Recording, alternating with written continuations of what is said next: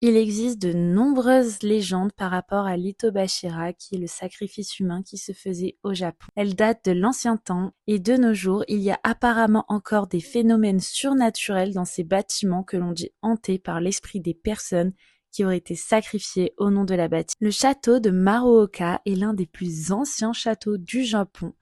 Et la légende d'Oshizu raconte qu'il a été construit avec un pilier humain. Alors que Shibata Katsutoyo, le neveu de Shibata Katsuie, était engagé dans la construction d'un château à Maruoka, le mur de pierre du donjon s'effondrait régulièrement, quel que soit le nombre de fois où on reconstruisait ce même mur. Un vassal a donc suggéré que l'on pratique l'Itobashira, donc le sacrifice humain. Oshizu, une femme borne qui avait 2 enfants et menait une vie pauvre, a été choisie comme sacrifice. Elle a donc accepté, mais qu'à une seule condition, que l'un de ses enfants soit fait samouraï. Elle a été ensuite enterrée sous le pilier central du donjon du château.